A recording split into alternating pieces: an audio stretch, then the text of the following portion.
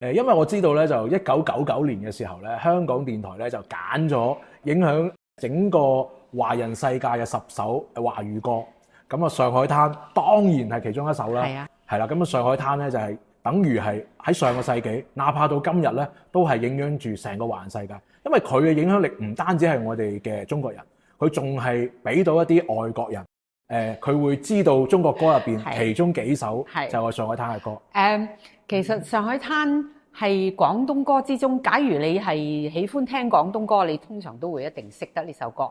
咁同埋好多外國人呢，如果佢哋要學唱一首飲歌嘅話呢，佢一定學上海灘。上海灘嚇，好好笑嘅。咁如果佢哋中意聽華語歌呢，佢哋會唱月亮代表我的心。呢一首就係又係全世界去到邊度都有唱。咁變咗。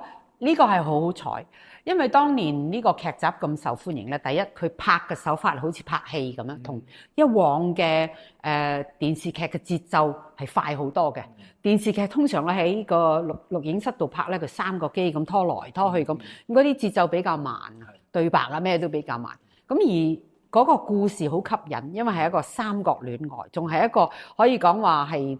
有少少無法無天嘅地方嚇，上海民初嘅時代，英雄故事係啦，冇錯。咁周潤發又係一個咁好演員，呂良偉又係一個咁好演員，再加上個趙雅芝，3個非常非常好嘅演員。咁所以呢個劇流行咧，唔係淨係因為一樣嘢，係好多樣嘢一齊加埋一齊嚇。咁而我又咁好彩，就唱到呢一首咁動聽嘅歌。當時亦都係曾經我聽講過咧，就係創作嘅時候都係好特別嘅。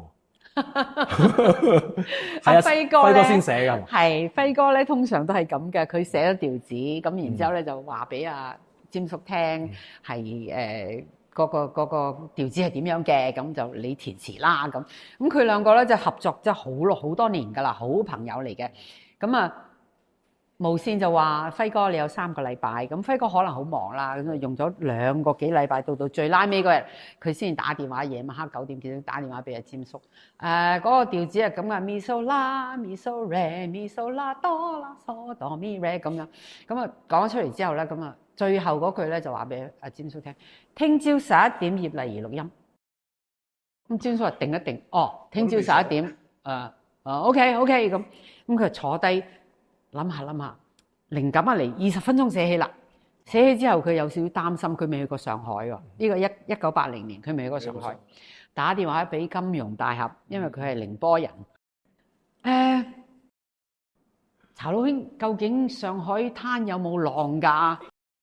查老兄話咩浪啊？你唱俾我聽咁，佢唱俾佢聽。唔好改啦，得㗎啦咁啊，因為好順口啊嘛，咁於是我就錄咗啦。到我1984年真係去到上海，喺上海灘唱上海灘，先知道原來嗰度係冇浪嘅，即係有潮嘅啫。係，哇！咁睇嚟，即係上海灘呢首歌，阿金庸先生都有一定嘅功勞喎。係，有佢一定有功勞，仲要咧呢2句係深入到咧。到後來，我諗係2008，佢哋再拍新上海灘就有孫儷啦，喺上海拍嘅，咁咧就想我唱翻嗰隻歌咯喎，咁咧就上海交響樂啦，咁另外就填嗰啲國語嘅詞啦，咁我喺香港錄咗咧，拎翻嚟導演唔收貨，都係要唱翻前面嗰2句廣東話，咁於是又要香港全部再錄過，實在太即係佢話深入為主唔改得，佢係咁講嚇。即係等於你頭先講，即係今次我哋演唱會咧都唔會改呢隻歌噶啦，因為太深入民心，唔可以改，一改咗唔係嗰樣嘢嚟。咁啊，啱啱即係講到呢2位創作嘅巨匠啦。咁我知道即係阿輝哥其實係算唔算係你恩師啊？絕對，佢2位都係我恩師。你同佢哋之間有咩故事？然之後佢2個喺你心目中係個咩人？輝哥係一個絕頂好人，冇脾氣，平時唔係好多說話，但係佢有時一開口會搞到你笑到流晒眼淚，因為佢有啲嘢好幽默嘅，同埋佢係一個好喜歡提攜新人嘅人，佢絕對唔會話可能佢唔夠經驗，佢唔會咁樣諗嘅。任何新人佢覺得可以俾佢試咧，佢一定會俾佢試。我都係咁俾佢帶入行嘅。咁當然啦，好多年之後我哋食飯嘅時候，詹叔就哎呀咩覺得你有潛力啊？你平啊嘛，佢話咁我話：咁我係咩都冇經驗，咁梗係平啦，係咪？佢話唔係啊，你好抵諗啊！嗱，通常做廣告歌咧就唱咗個示範先嘅。咁啊拎去個客度聽完之後，佢覺得可以啦，咁就再做真。咁佢又應該就俾2次錢噶嘛，你淨係收1次嘛，咁啊梗係揾你啦。到嗰刻你先知喎，仲有一半錢喺街。我唔介意，其實我係好滿意嘅，因為我學到好多嘢，同埋真係詹叔咧個人就好風趣啦，但係詹叔好火爆嘅脾氣。如果佢唔滿意，佢覺得你做得唔啱咧，佢就會嘈啦。點解咁樣啊？咁啊，通常混咗2句粗口添嘅。咁我哋個個都好驚啊！詹叔一爆開，我哋就唔敢出聲，企喺度。但係輝哥咧仲犀利，輝哥唔使發脾氣嘅，佢講一句嘅啫。乜咁㗎？你就好個咁我哋就冚唪唥亂晒龍啊，企喺度唔敢出聲，等佢話咩事㗎啦。因為通常我哋唱歌，尤其是合唱嗰啲，佢唔滿意咧，佢就一定要你做到佢滿意為止啊！嚇。咁你唱得唔好係咪因為嗰日嘅心情嘅狀態？唔係，而係我哋唔懂佢要咁乜嘢。哦，即係佢想表達嘅嘢，你唱唔翻出嚟。佢可能要個感情唔係咁，因為後來我哋都做咗好多電影嘅主題音樂啊，同埋電影入邊嗰啲插場嗰啲音樂咁樣，咁嗰啲有好多唔同嘅唱法㗎。配合嗰個畫面，譬如遊山玩水咁，你又啦啦啦好開心。咁如果佢係談情説愛，你又要好溫柔咁樣。咁呢啲有時你唔懂咧，就係做出嚟嘅效果唔係咁樣。咁啱啱即係講到呢2位巨匠啦，咁仲有一位啦，頭先你講啦，就係你嘅一個評委啦，都係咁就係許冠傑先生。係啊。咁你同佢之間又我同佢合唱過。係咯，係咯。係當年佢喺 TVB 有個叫做《雙星報喜》嘅節目。咁當我入咗 TVB 做咗歌手之後咧，因為我哋2個都識唱英文歌，咁佢哋就安排我上佢嘅節目，就同佢合唱咗一首 All I Ever Need Is You 咁我就長頭髮，咁佢又我哋2個就喺度跳舞，我哋2個好傻噶。而家有條片你可以喺 YouTube 度睇到㗎。我要抄翻出嚟睇下。好好笑嘅，但係阿 Sam 又係我好崇拜嘅一個藝人，佢係多才多藝啦，佢又識作曲，又玩吉他玩得好好。其實我中學嗰陣時，佢已經喺大學附近有一間叫 Copper Chimney 一間 coffee shop 嗰度唱民歌。咁我哋好多時儲埋 pocket money 先去睇佢咁樣。即係佢未做歌手之前就已經。佢嗰陣時已經幾紅㗎啦，佢有個年青人嘅節目㗎嚇。你有冇唱過呢啲coffee shop 啊，或者係？冇，我係來自一間修女學校，我係一個好傳統、好古板嘅一個女人，咁所以我係可以講我冇拋頭露面唱歌，只係喺聖堂啊、同埋音樂廳嗰啲地方咁唱過嚇。嗱，咁啱啱我哋都講到啦，即係除咗2位顧嘉輝啊、黃霑啊，同埋許冠傑啊，當然仲有你啦，都係即係我哋粵語歌壇嘅一個代表性嘅人物。咁即係我哋節目咧，就一直以嚟咧都係介紹粵語歌嘅，同埋都係嚟緊我哋都會做一個咧就係致敬粵語歌曲嘅展覽。係應該嚟講係廣州第一個，咁可能內地都係比較少有。咁講到粵語歌曲，真係好想請你去講講，即係你印象中嘅粵語歌曲嘅發展嘅歷史，因為你係一本活字典嚟㗎嘛。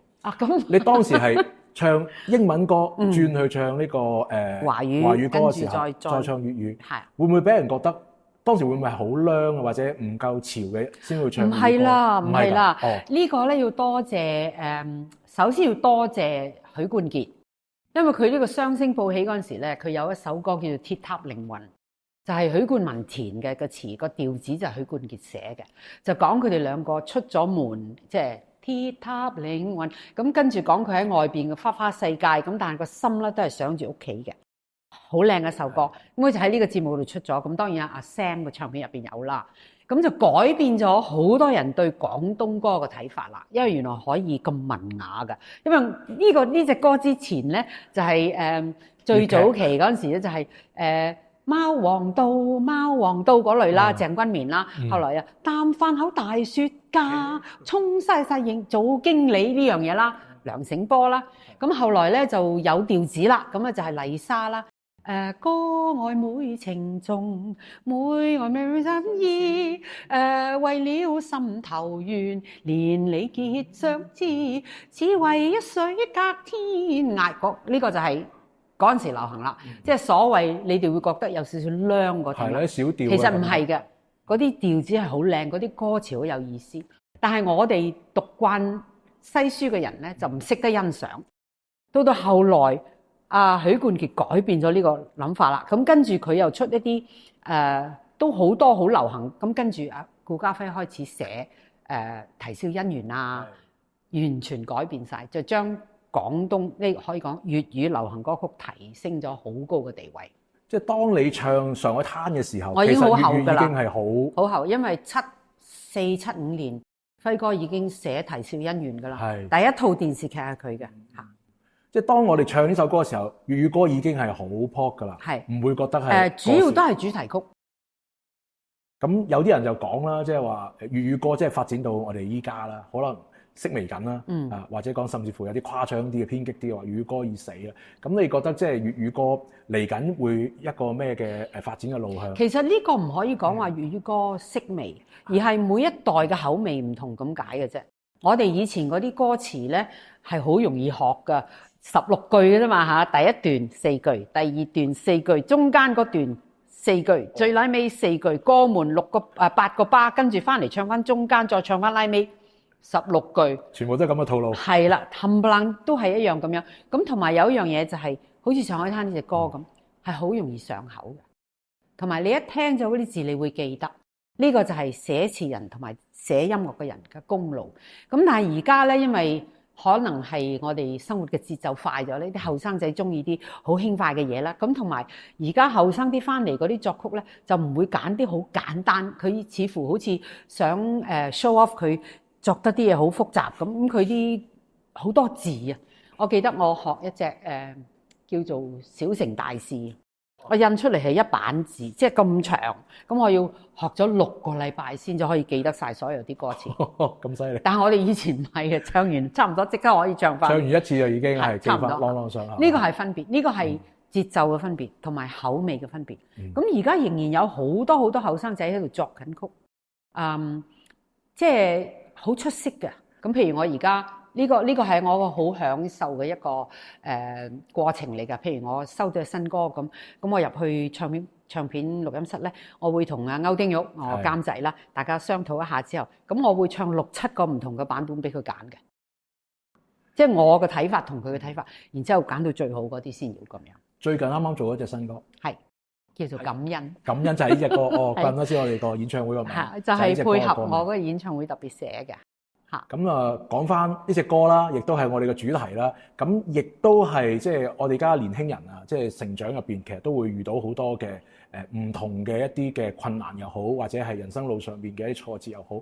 咁我知道你嘅成長入邊都有過呢啲跌跌碰碰嘅時候，一定有啦。係咁當時係點樣令到你自己再次強大起身？我諗最主要都係我一個好樂天嘅樂天派人，同埋我係一個好踏實嘅人。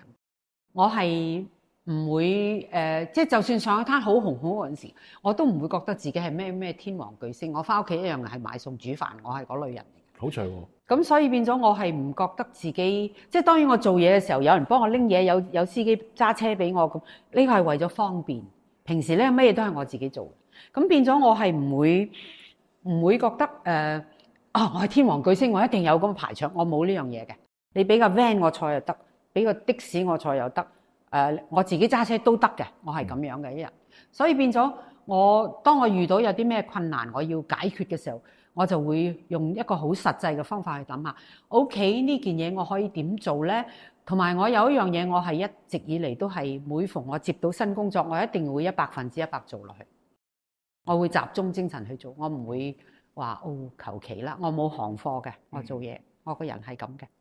即係其實最緊要就係心態啦。我諗最緊要都係心態。我曾經患過乳癌啦，咁嗰陣時候初以為自己實死啊，好驚啦，咁啊同老公講晒後事，咁啊老公就係你唔好講啲咁嘢啦，咁唔好嚇我啦。咁但係後來我了解到呢個病原來唔係絕症嚟嘅，係絕對有得醫嘅。咁嗰陣時我就開始有少少開竅嘅感覺，同埋我覺得咧，人係有選擇嘅。你每一日都要過噶嘛，你人生即係由好似許冠文嗰個電影咁講，你出世嗰日開始倒數噶啦嘛，係咪？你唔知幾時走噶嘛，你都唔知你點樣會走噶嘛，啱唔啱？今日唔知聽日事，點解你唔會選擇一個好開心、好踏實嘅方法去過每一日？活在當下，呢個係陳潔靈教我嘅，因為佢學佛嘅。活在當下，你要面對你面前。咁於是我嗰陣時病嘅時候咧，我就係開始諗我點樣能夠保持自己身體健康，咁呢個病就唔會翻發。咁所以我對自己嘅飲食啊、運動啊，我都好留意嘅。我係一個唔坐得定嘅人，而家坐咗咁耐好難得嘅。我係咁我仲想問下葉老師一個問題咧，就係話你喺咁多粵語歌入邊揀一首你自己最中意嘅粵語歌，你會揀邊首？嗱，最重要嗰首就一定係《上海灘》。但係輝哥寫過咁多首歌之中咧，我最中意嗰首係《紅顏》，因為《紅顏》呢首歌咧係好講啲嘢，可以話好貼切一個好成功嘅女強人。佢喺事業上好成功，但係佢個愛情上又好崎嶇嘅。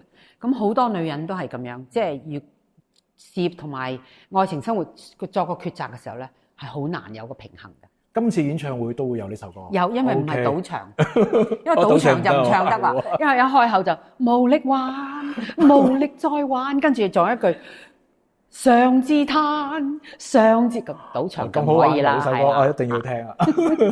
咁啊，最後啦，咁啊，想葉老師用一句人生格言啦，或者係一句歌詞啦，去邀請啲歌迷6月28號，我哋有機會聚一聚。咁我希望你會嚟同我一齊分享呢一個好有意義嘅晚上啦。咁我會送一首歌俾你，就係獻出真善美，因為我一直都相信咧，我唱歌係用嚟送最好嘅嘢俾你嘅。咁我哋一齊分享啦。多謝晒葉老師今日上嚟我嘅節目，thank you，thank you，thank you，thank you，thank you。